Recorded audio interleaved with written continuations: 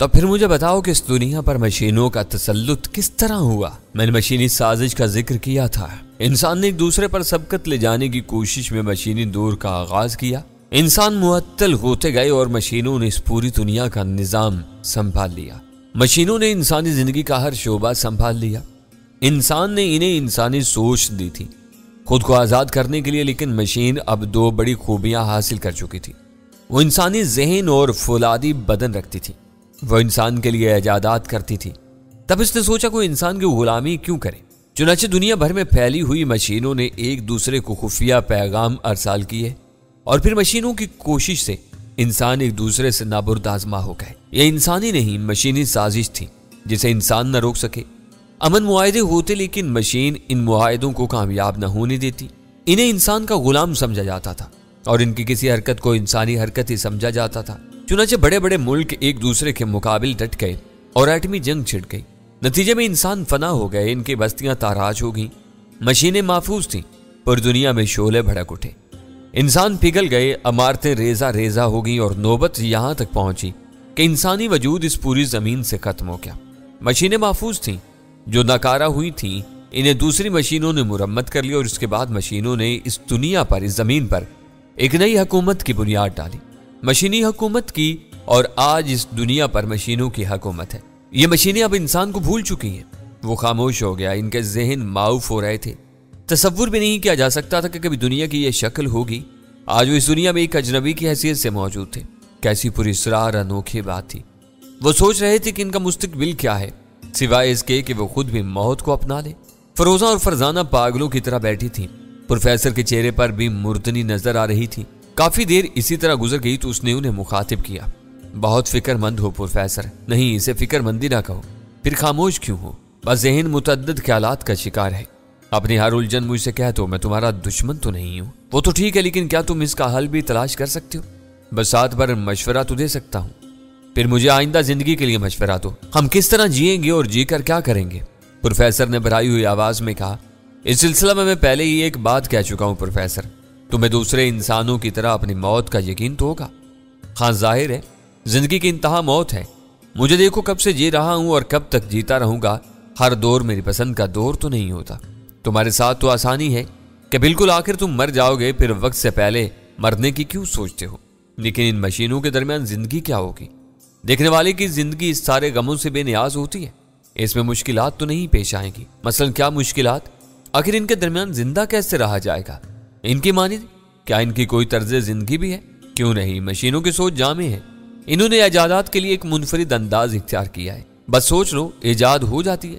مثلا یہ نشستیں ان کی ضرورت نہیں ہے، اور یہ شراب بھی ان کے لیے بیکار ہے۔ انہوں نے اسے بنایا نہیں، لیکن ضروریات کا یہ چارٹ اور آپشن، ضرورت کا احساس کرو اور حاصل کرو۔ وہ ضرورت جیسی بھی ہو پوری ہو جائے گی۔ کہاں سے؟ پروفیسر نے تعجب سے پوچھا۔ یہ ان کا نظام ہے۔ بہرحال کائنات میں ضرورت کی ہر شے موجود ہے۔ فرق صرف اتنا بڑا ہے کہ اسے حاصل کرنے کی جدوجہد ختم ہو گئی ہے اور اب صرف سوچ رہ گئی ہے۔ خدا کی پناہ، کیا یہ حقیقت ہے؟ پروفیسر کا منہ حیرت سے کھل گیا تھا۔ جو کچھ ہے پوشیدہ نہیں ہے بلکہ تمہارے سامنے ہے پروفیسر۔ ہر لمحہ حیرت کا لمحہ تھا۔ ہر بات بعید از عقل تھی، لیکن بینائی بھی تھی اور سماعت بھی، اور جو کچھ اس نے کہا تھا عالم وجود میں تھا، اس لیے ذہنی کیفیت کچھ بھی ہو یقین کرنا ضروری تھا۔ سو پروفیسر نے سوچا کہ اب حیرت کی دلدل سے نکل آنا بہتر ہوگا۔ اس ماحول کو قبول کرنا ہی پڑے گا۔ یہی بات اس نے فروزہ اور فرزانہ کو بتائی۔ جوان لڑکیاں اس سے زیادہ قوت رکھتی تھیں اور اس کی طرح حواس باغتا نہیں تھیں۔ ان کے ہونٹوں پر مسکراہٹ پھیل گئی۔ ٹھیک تو ہے ڈیڈی، ہم گزرے ہوئے انسانوں سے برتر ہیں کہ مشینی دور میں سانس لے رہے، لیکن تمہارا کیا ہوگا؟ پروفیسر خاور نے کہا۔ انسان کے ساتھ روایت بھی ختم ہو جانی چاہیے، فرزانہ نے پوری سنجیدگی سے کہا۔ میں نہیں سمجھا، پروفیسر نے کہا۔ آپ کے ذہن میں بہت تردد ہوگا نا ڈیڈی کہ اب ہمارا کیا ہوگا؟ ہم روایتی زندگی گزار سکیں گے، لیکن ڈیڈی ہم لوگ جاہل تو نہیں ہیں۔ ہماری اپنی سوچ ہے اور اس سوچ میں کہیں ملال نہیں ہے۔ پھر آپ ہمارے بارے میں اس انداز سے کیوں سوچ رہے ہیں؟ ہم بھی تو اس انوکھے دور سے لطف اندوز ہونے کی صلاحیت رکھتے ہیں نا، تو تم پریشان نہیں ہو؟ پریشانی کس بات کی؟ ہماری زندگی کو ایسا انوکھا ایڈونچر ملا ہے، ہم اس سے پوری طرح لطف اندوز ہو رہے ہیں، اور ہماری خواہش ہے کہ آپ بھی ہماری ان تفریحات میں شریک ہو جائیں۔ پروفیسر خاور حیرت سے ان کی شکلیں دیکھ رہا تھا، پھر اس نے خوشی کے عالم میں گردن ہلاتے ہوئے کہا، بلا شبہ تمہارے ذہن مجھ سے زیادہ مضبوط ہیں۔ سوچ کا فرق ہے پروفیسر، اور کچھ نہیں۔ وہ بولا۔ کیا مطلب؟ تم باپ ہو، ایک ذمہ دار ہستی، وہ نوجوان ہیں، فکروں سے بے نیاز۔ یہ بھی ٹھیک ہے، اور تمہاری بدولت آئندہ بھی بے نیاز رہیں گے۔ فروزہ مسکراتے ہوئے بولی اور وہ بھی مسکرانے لگا۔ اس نے اس بات کا کوئی جواب نہیں دیا تھا۔ تو اب ہم ایک مشین کے مہمان ہیں؟ خاور نے گہری سانس لے کر کہا۔ ہاں پروفیسر، یہ مشینیں بہرحال انسانی تخلیق ہیں، انسان نے اپنی سوچ، اپنی تہذیب انہیں دی، اسی میں مہمان نوازی شامل ہے۔ خوب، لیکن یہ مشینیں تو انسان کی دشمن ہیں تھیں، اب اتنا عرصہ گزر گیا ہے کہ یہ انسان کو بھول چکی ہیں، اب تو انسان ان کے تصور میں بھی نہیں ہوگا۔ خدا کی پناہ، تو کیا اس خاتون مشین نے ہمیں بھی مشین سمجھا ہوگا؟ پروفیسر خاور نے تعجب سے پوچھا۔ 100%، لیکن ہماری ہیت؟ آپ نے اس کے الفاظ نہیں سنے، اس نے کہا تھا کہ ہماری تراش انوکھی ہے۔ اوہ، پروفیسر خاور دیر تک حیرت زدہ رہا، پھر بولا، گویا انسانی تراش بھی بھول چکی ہیں۔ عام مشینیں تو انسان کے نام سے بھی ناواقف ہوں گی، کمال ہے، اس طرح تو ہم ان کے درمیان آرام سے زندگی گزار سکیں گے، یہ ہمیں بھی مشین ہی سمجھتی رہیں گی، 100% پرکھنے کی کوشش بھی نہیں ہوگی، شاید ضرورت بھی نہ محسوس کی جائے، واقعی پاگل ہو جانے کو جی چاہتا ہے۔ پروفیسر نے گردن ہلاتے ہوئے کہا، اور پھر وہ دیر تک ان مشینوں کے نظام حیات کے بارے میں گفتگو کرتا رہا۔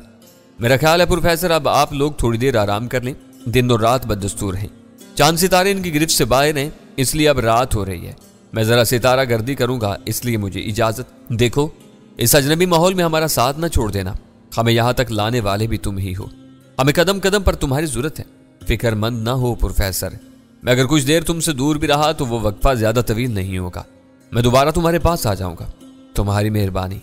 پروفیسر خاور نے کہا اور وہ اٹھ کر باہر نکل گیا۔ تینوں سے جاتے ہوئے دیکھ رہے تو ان کی نگاہوں سے وہ اوجل ہو جانے کے بعد بھی دیر تک اپنے آپ کو سکتے سے نہیں نکال سکے، کسی کے منہ سے ایک لفظ بھی نہیں نکل سکا تھا۔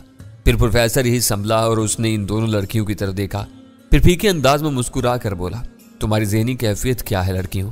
ٹھیک ہے ڈیڈی، فرزانہ نے کہا، خود کو تسلی دینے کے لیے ہمیں چند باتوں کو ذہن نشین کرنا ہوگا، مثلا کیوں نہ سوچا جائے کہ جہاز کے حادثے میں ہم بھی مر چکے ہیں، کون زندہ بچ سکا، اس کے بعد کی زندگی کس کے علم میں ہے، لیکن اس کی ضرورت کیا ہے ڈیڈی؟ فروزہ بولی، ضرورت ہے بیٹے، تم لوگ غیر معمولی بہادر ہو، مجھے خوشی ہے کہ تم عام لڑکیاں نہیں ہو اور شاید اسی لیے ہم عام حالات سے دوچار نہیں ہوئے، ہمیں یہ ماحول بے حد دلکش لگ رہا ہے، ہم واقعی خود کو مشین کیوں نہ سمجھیں، لیکن وہ کیا ہے؟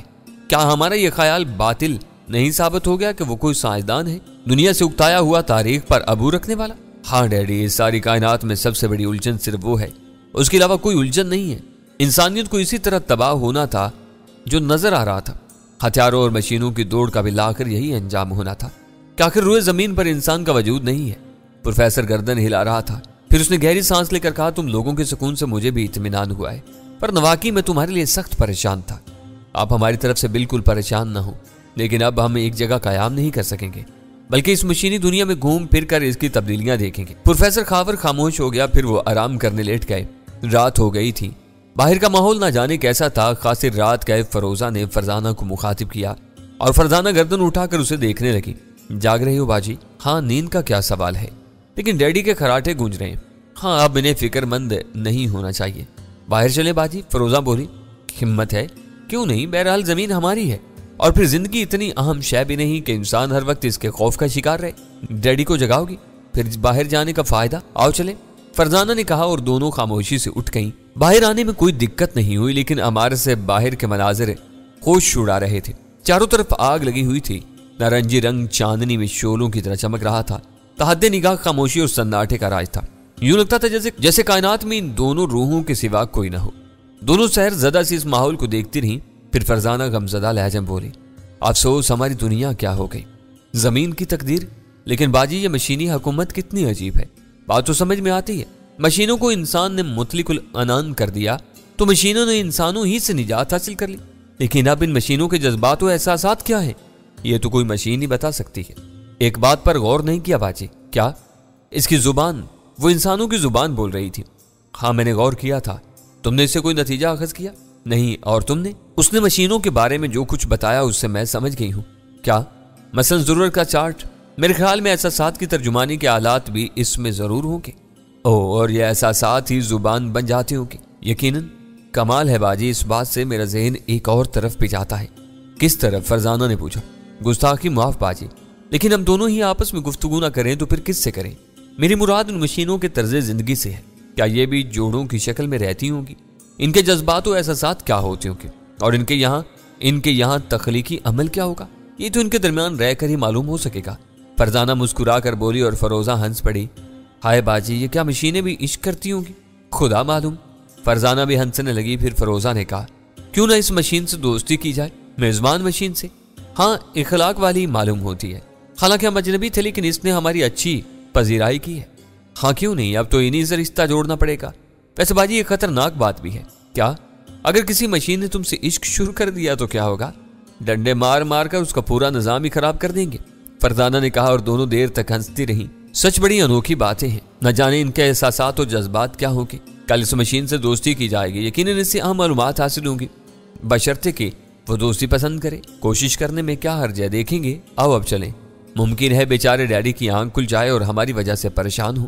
بلا وجہ اس کی فضول باتیں سن سن کر اب تو ہماری حس بھی مر چکی ہے، فرزانہ نے کہا، اور دونوں ہنستی ہوئی واپس اپنی رہائش گاہ میں آ گئیں جہاں پروفیسر کے بے فکر خراٹے گونج رہے تھے۔ دوسری صبح ضرورت کے چارٹ پر ناشتہ منتخب کیا گیا اور ایک عمدہ ناشتہ کر کے وہ سب مطمئن ہو گئے۔ پھر میزبان مشین کی کھڑکڑاہٹ سنائی دی اور تھوڑی دیر کے بعد لوہے کا تودا ان کے سامنے پہنچ گیا۔ صبح خیر مہمانوں، کوئی تکلیف تو نہیں ہوئی؟ نہیں، تمہارا شکریہ، ضرورت کا چارٹ مکمل ہے، لیکن اگر اس میں کوئی اضافہ چاہو تو وہ بھی بتا دو۔ نہیں، یہ چارٹ مکمل ہے، خاور نے جواب دیا، ان کے معمولات کا انتخاب کر لو۔ یہاں قرب و جوار میں کوئی ٹینو نہیں ہے، اس کے لیے تمہیں سفر کرنا ہوگا۔ نہیں، ہمیں کسی چیز کی ضرورت نہیں ہے، میں یہی پوچھنے آئی تھی، جاؤں؟ نہیں، رکو، تمہیں ہمارے قیام سے کوئی تکلیف تو نہیں ہے؟ اگر تمہیں تکلیف ہو تو ہم واپس چلے جائیں۔ بالکل نہیں، بلکہ میں تمہارے آنے سے خوش ہوں۔ کیا تم دونوں ان دونوں کے ٹینر ہو؟ اس نے سوال کیا۔ نہیں، ایسی کوئی بات نہیں ہے، وہ جلدی سے بولا۔ ٹینر؟ پروفیسر نے سوالیہ انداز میں اسے دیکھا۔ مراد مرد ہے، وہ بولا۔ ویسے یہ دونوں سینٹی ہیں نا؟ مشین کا اشارہ لڑکیوں کی طرف تھا۔ ہاں، یہ دونوں لڑکیاں ہیں، اس نے جواب دیا۔ پھر ان کی طرف رک کر کے بولا، مشینوں میں ان دو رشتوں کے علاوہ کوئی اور رشتہ نہیں ہوتا؟ لعنت ہے، فروزہ بڑبڑائی۔ اوہ فروزہ، تم اس سے دوستی نہیں کرو گی؟ فرزانہ نے یاد دلایا اور فروزہ اس کی آنکھوں میں دیکھنے لگی۔ پھر اس نے گردن ہلاتے ہوئے کہا، ٹھیک ہے، کوشش کرو۔ دوستی کرنا چاہتی ہو اس سے؟ اس نے پوچھا۔ ہاں، ٹھہرو، میں اس کے انداز میں بات کرتا ہوں، اس نے کہا، اور اسی وقت مشین کی نسوانی آواز ابھری۔ میں تم لوگوں کی گفتگو سمجھ رہی ہوں، شاید ان لوگوں کو مجھ سے کسی بات پر اختلاف ہے، لیکن اس میں کیا حرج ہے؟ ہماری ساخت مختلف ہے، اختلاف تو ہونا ہی چاہیے، لیکن ہم لوگ مل کر اختلاف دور کر لیں گے۔ اوہ، ہمیں اس اختلاف پر افسوس ہے، مجھے نہیں ہے۔ آؤ تم دونوں میرے ساتھ آؤ۔ مشین سے آواز ابھری اور خاور کے ہونٹوں پر مسکراہٹ پھیل گئی۔ چلو لڑکیوں، تمہارا کام تو بن گیا، میرا خیال ہے ہمیں کچھ دیر کے لیے اجازت دو، ہم باہر کے مناظر دیکھیں گے۔ ویسے بری بات ہے کہ مشین خیالات بھی سمجھ لیتی ہے، تاہم کوئی خاص بات نہیں ہے، تم دونوں بیوقوف نہیں ہو، ہوشیار رہنا۔ فروزہ اور فرزانہ اپنی اس آہنی دوست کے ساتھ چل پڑی اور وہ انہیں لیے ہوئے اپنی قیام گاہ میں آ کے۔ یقیناً یہ قیام گاہ مشینوں کے لیے بہترین ہوگی، لیکن ان دونوں کے لیے اس کی ڈیکوریشن عجیب تھی۔ تاہم ضرورت کا چارٹ یہاں بھی موجود تھا اور اس کے ساتھ ہی مشین سے ایک مخلص آواز ابھری، میں تم لوگوں کی ضروریات سے ناواقف ہوں، اس لیے براہ کرم ایک مخلص دوست کی طرح بے تکلفی برتو اور اپنی ضروریات خود مہیا کرو۔ اوہ، اس کی آواز میں خلوص ہے، فروزہ نے کہا، اور پھر انہوں نے اپنے لیے یہاں بھی نشستیں طلب کر لیں۔ یہ طلسمی ماحول سامری جادوگر کے محل سے مشابہ تھا، جو سوچو حاضر کہاں سے آتا ہے یہ بات نہ معلوم تھی۔ باتیں کرو، میں تمہاری باتوں کا جواب دوں گی، پہلے یہ بتاؤ کہ تم نے مجھے دوست تسلیم کیا یا نہیں؟ کیوں نہیں، لیکن ہم وہ باتیں جاننا چاہتے ہیں جو تمہیں ناگوار نہ گزریں، تاکہ ان سے اجتناب برت کر ہم دوست رہ سکیں۔ تم دونوں مجھے بہت پسند آئی ہو، تمہاری ساخت میں انوکھی کشش ہے، اگر تمہیں اجازت دو تو میں تمہاری ہیت اختیار کر لوں، مجھے یہ ہیت بہت پسند آئی ہے۔ کیا یہ ممکن ہے؟ فروزہ نے حیرت سے پوچھا۔ ناممکن کا لفظ تو ہمارے یہاں ختم کر دیا گیا ہے، ایک بے معنی اور بیکار لفظ کو ہم نے خیالات سے خارج کر دیا ہے۔ کیا تمہارے یہاں اس کا رواج ہے؟ ہو نہیں، بس ایسے ہی پوچھ لیا تھا۔ اچھی دوستو، جن الفاظ کو مٹا دیا جاتا ہے انہیں ذہنوں سے بھی مٹ جانا چاہیے، چاہے تمہاری دماغی ترتیب زنگ کالود ہے، لیکن کوئی بات نہیں، میں اسے صاف کر دوں گی، پہلے تم ہماری ہیت اختیار کرو۔ فروزہ بولی۔ اوہ، تم بھی اس کی خواہش مند ہو، اچھا ٹھہرو۔ وہ آہستہ آہستہ ضرورت کے چارٹ تک گئی اور پھر اس نے آپشن پر کچھ ڈائل گھمائے اور سامنے کی دیوار میں ایک خانہ کھل گیا۔ اس کے ساتھ ہی ایک آواز ابھری، اس خانے میں داخل ہو جاؤ، اور مشین خاتون اس خانے میں داخل ہو گئی۔ خانہ بند ہو گیا تھا اور پھر بہت سی آوازیں ابھرنے لگی، خانے کے مختلف حصوں سے فولادی ٹکڑے باہر گرنے لگے اور چند ساتھ کے بعد خانہ کھل گیا۔ اندر سے جو کوئی باہر نکلا تھا اسے دیکھ کر یہ دونوں دنگ رہ گئیں۔ بے حد حسین عورت تھی، لیکن لباس سے آری، اس کا سنڈول بدن شیشے کی طرح چمک رہا تھا اور اس کے سیاہ بال زمین کو چھو رہے تھے۔ دونوں لڑکیوں کے حلق سے عجیب سی آوازیں نکل گئیں اور پھر انہیں اس حسین عورت کی وہی شیریں آواز سنائی دی جو ان کی جانی پہچانی تھی۔ اوہ، اس رنگین شے کی कमी रह गई जो तुम अलग से पहने हुए हो। ठहरो, मैं इसकी कसर और पूरी कर लूं। इसकी मुराद शायद लिबास से थी और ऑप्शन के एक खाने से उसने लिबास निकाल लिया। बराए करम इसे मेरे बदन पर सजा दो। उसने दरख्वास्त की और दोनों लड़कियों ने दिलचस्पी से यह काम अंजाम दिया। लिबास पहनकर वो इतनी हसीन नजर आने लगी कि निगाह ठहरना मुश्किल था। फरोजा और फरजाना की आंखों में तहसीन के आसार नजर आने लगे। वो दोनों मुस्कुराई तो वो भी मुस्कुरा दी। अब तुम मुझसे अजनबियत महसूस नहीं कर रही होगी, उसने पूछा। तुम बेहद खूबसूरत हो, फरोजा बोली। अफसोस ये न कहो, मेरा हुस्न मेरे लिए बेमकसद है। लेकिन अचानक उसकी आंखों में चमक लहराने लगी और वो मुस्कुरा दी। उसकी मुस्कुराहट बेहद दिलकश थी। लेकिन यह हो सकता है कि मुझे इस नए अंदाज में देखकर यह मुमकिन है। जब तुम लोग मुझे अच्छी लगी हो और मैं तुम्हें, तो ये हो सकता है कि उसे भी। किसे? फरजाना ने पूछा। तुम अपनी आराम की जगह बैठ जाओ, बल्कि अब तो मुझे भी ऐसी ही जगह दरकार है। लेकिन ठहरो, मैं अपने आसाब समेट लूं। हो सकता है कि मुझे इसी हैत में आना पड़े। वो फौलादी टुकड़े समेटने लगी और फिर उसने अपने पहले बदन के हिस्सों को एहतियात से एक तरफ रख दिया। इसके बाद वो इनके सामने आ बैठी। हाँ, अब गुफ्तगू करो। हम तुमसे कुछ ऐसे सवालात करेंगे जिन पर मुमकिन है तुम्हें हैरत हो, लेकिन हमें यकीन है तुम इनका जवाब दोगे। पहले एक बात बताओ, वो बोली। चलो तुम ही पूछ लो। क्या तुम्हारी तख्लीक नई नई हुई है? तुम मुझे इस माहौल से कुछ अजनबी सी नजर आती हो। हाँ, तुम्हारा ख्याल दुरुस्त है। तुम्हारी जहानत की गरारी अभी रवा नहीं हुई होगी। जहानत की गरारी? फरोजा हंस पड़ी, लेकिन फरजाना ने संजीदगी से काम लिया और बोली, तुम्हारा ख्याल बिल्कुल दुरुस्त है। मैं पहले ही समझ गई थी। बहरहाल कोई बात नहीं, तुम जो सवाल चाहो पूछो, मैं जवाब दूंगी। तुम्हारा शुक्रिया। क्या तुम्हारा कोई नाम है? हाँ, तुम मुझे T000 वाइट कह सकती हो। क्या? फरोजा ने आंखें फाड़ दी। हाँ, मेरा यही नंबर है। ओह, नंबरों से काम चलता है। अच्छा ये बताओ, तुम्हारा तर्ज जिंदगी क्या है? तुम औरत हो ना? हाँ, तुम्हारी तरह। शादीशुदा हो? फरोजा ने कहा और बेख्तियार हंस पड़ी, लेकिन सामने बैठी हुई औरत के होठों पर मुस्कुराहट नहीं पैदा हुई, बल्कि उसका अंदाज हुज़निया सा हो गया। हैरत की बात थी कि सारे तासुरात उसके चेहरे से अयां हो जाते थे, जबकि उसकी तश्कील अजीब से अंदाज से उनके सामने हुई थी। हाँ, जो तुम्हारा मफहूम है वो मैं हूं। मैंने तुम्हारे तर्ज जिंदगी के बारे में पूछा था, तुमने देख लिया। हम एके बनाते हैं जहां हमारी बका की सारी चीजें मौजूद होती हैं, बस हम इसी में जिंदगी गुजारते हैं। तुम्हारा शौहर कहाँ है? 00087 टेनो गया हुआ है। वो जरूरत पूरी होने के बाद वापस आ जाएगा। ये तुम्हारे शौहर का नंबर है? हाँ। अच्छा, तुम्हारे वालदैन भी होते हैं? वालदैन? उसने सवालिया अंदाज में इन्हें देखा, फिर बोली, नहीं, ऐसी कोई चीज नहीं होती। फिर तुम लोग तश्कील किस तरह पाते हो? एक निजाम से। एक पूरा निजाम है। मास्टर मशीन जरूरत महसूस करती है और एक मशीन तख्लीक कर देती है, और फिर तवाजुन बरकरार रखने के लिए इसके मुकाबल को तरतीब दिया जाता है। यूं हर मशीन अपना साथी रखती है, और जब वो किसी मददगार की जरूरत महसूस करते हैं तो मास्टर मशीन इनमें तौलीद के पुर्जे लगा देती है और एक मशीन तैयार हो जाती है जो मददगार मशीन कहलाती है, ताकि नाकारा और घिसे हुए पुर्जों वाली मशीन के काम में मदद दे दे। तौलीद के पुर्जे?